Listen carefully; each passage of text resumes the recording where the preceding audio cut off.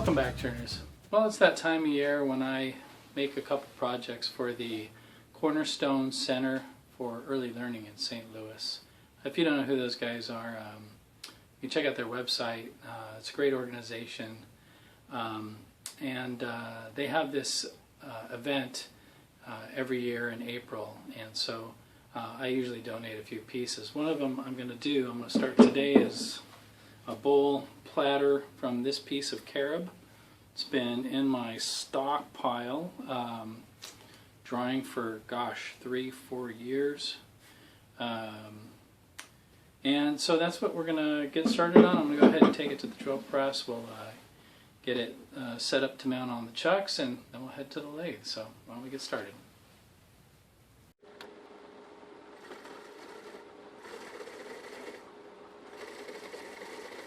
Alright, Turners, we're going to start out with the longer jaws on the chuck today. Gives me better reach into that recess because that wood is kind of, the surface is wavy. And we'll go ahead and mount the blank, and you can kind of see what I'm saying here when I show you this, how that there's a bit of waviness here around that area. So I'm going to go ahead and get this mounted, make the recess so I can flip it and start shaping the outside.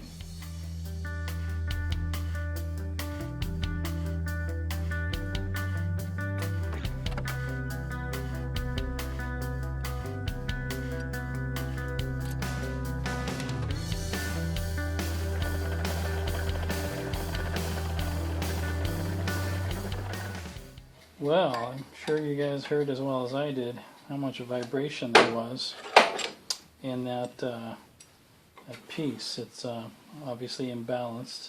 Even though it was cut as a circle, you have to remember there's like less mass on this side than there is on this side. So there's a imbalanced weight distribution there. So what we're going to do is I'm going to go ahead and reverse it, and we'll start shaping up the bottom. Alright, Turners, I've got it reversed now. It's not a bad sized piece of wood. You could see also that this lathe isn't bolted down, so it's free to move a little bit. I don't think that's a problem in particular. However, when it vibrates like that, you can see that this lathe just doesn't run slow enough for imbalanced wood. And if it were bolted down, it might be alright, but then it would be harder on the bearings, as I understand it. So anyway, I've got to do a quick shaping on this to try to take some of, you can see here especially, I'm going to have to move that. Right here, there's a lot more thickness than there is over here. And so it's going to bounce around a little bit until I can get that trimmed down. So go ahead and get things set up. I'm going to start with a 5/8 inch bowl gouge and rough that up.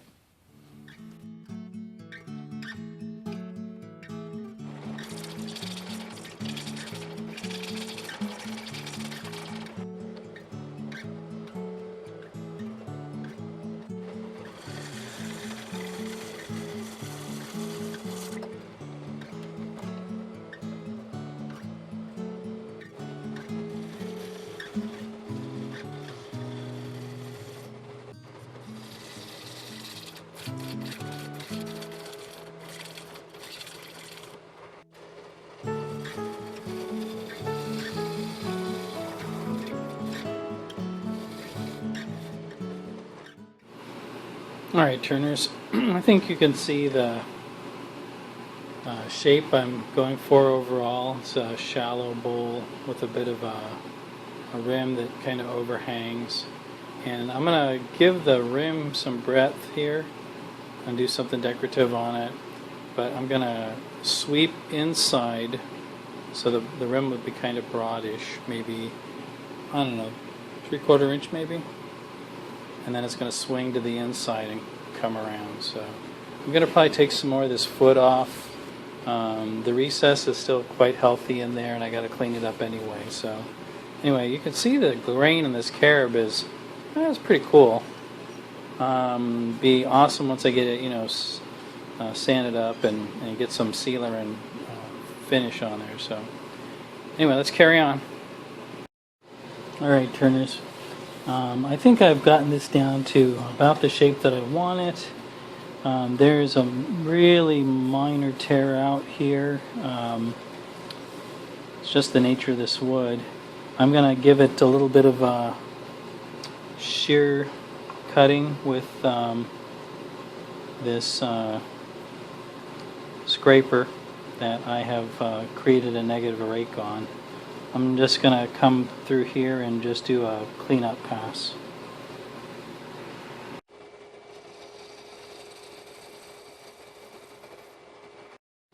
Alright, turners, I'm through with the shaping.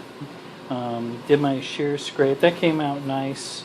The wood is actually, it's kind of like, what is it?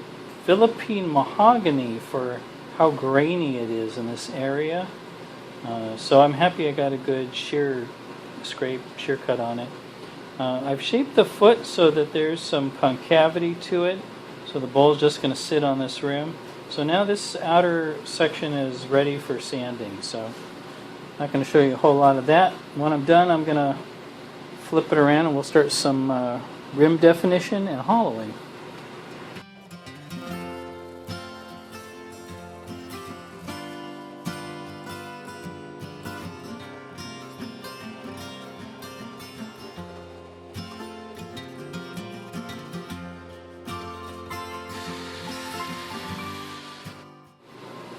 Well, turners, I just completed the sanding up through 600 grit, and I don't know if you can see this. There's kind of a shine on here. This is so smooth, it's incredible. That is ready for some sanding sealer and some finish here pretty shortly. So I'm going to move on to that, and then we can, after that's done, flip it around.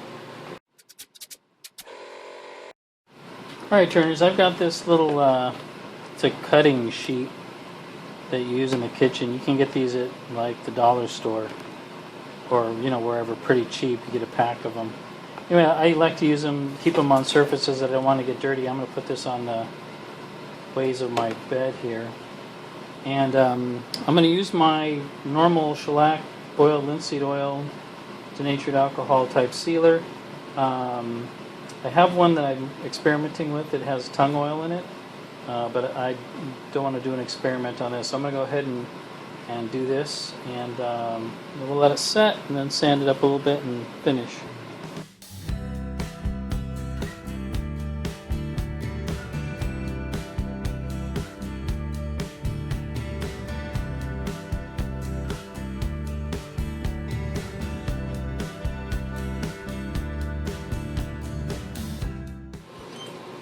Alright, turners, well, took a really good coat of the sanding sealer.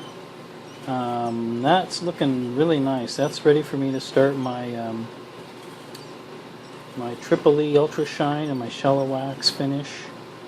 I'm going to let it kind of set here for a bit and cure up. I don't know if you noticed, again, glove for the application of the sealer. Just, you know, you don't want that all over your hands, and the plastic glove tears away easily if need be. Also, paper towel, not a rag, just for safety's sake. So, does a great job. You can see it really does good. So, we'll be back in a minute. All right, turners, time for a little Triple E Ultra Shine to start buffing out the sanding sealer, and then we're going to put some Shallow Wax cream on there. So, let's do that.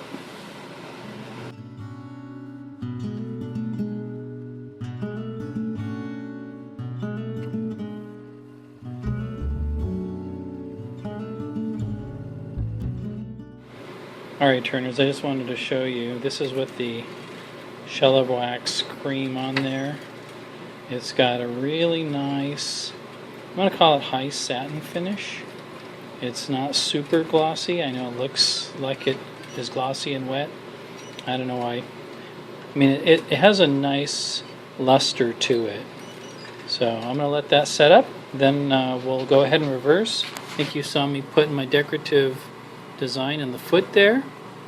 Okay, beautiful grain on this. Loving it so far. So next we'll start the reversing and hollowing and all that. Alright turners, I've got it reversed now. It's on my dovetail 6-jaw chuck. And I just wanted to make sure that it was, you want to look at this rim, sharp edge in this valley right here when I turn it on. And that is running nice and true. Okay, so now to start some hollowing.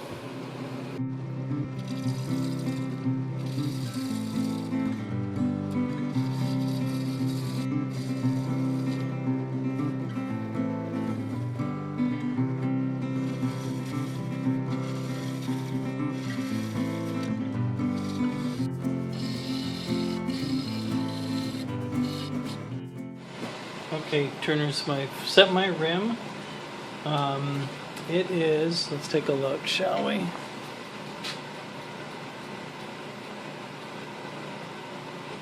It's about a 1/2 inch. It's about a 1/2 inch from the inner edge to the outer edge. And it's at a point where I want to sand it and finish it now before I remove any more mass from inside. I don't want the bowl to flex, which would make, working on this more difficult. So I'm going to go ahead and take care of that now and then continue with the hollowing. Alright guys, there's the decorative rim. It's right, this little edge, there's a little, it's like a tiny bead, and then it goes right into the rim. And I did a rope with 2 details on either side. Okay, and now we can get rid of the mass in the middle.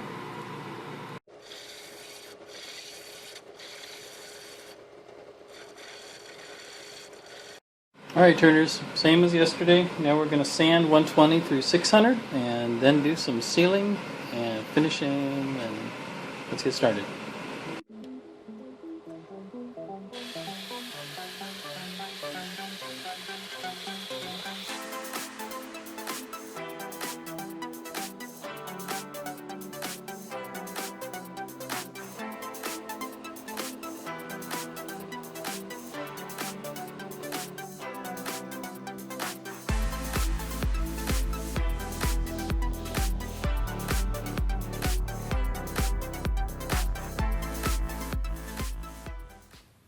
Well turners, there it is. There's the completed bowl. You can see that profile right there. It's got a little bit of a sweep up and then the little lip there. Got a little decorative edge, and then it sweeps inside and then down across the bottom. Some lovely grain in this carob wood. I wish I had more of it because this is turning out to be one of my favorite woods. It has such a nice soft finish to it. The finish came out good. There's my decoration on the bottom. I'm going to put my signature and the turning information down there. So I hope you liked it. Again, I've got another one to do, probably my next video.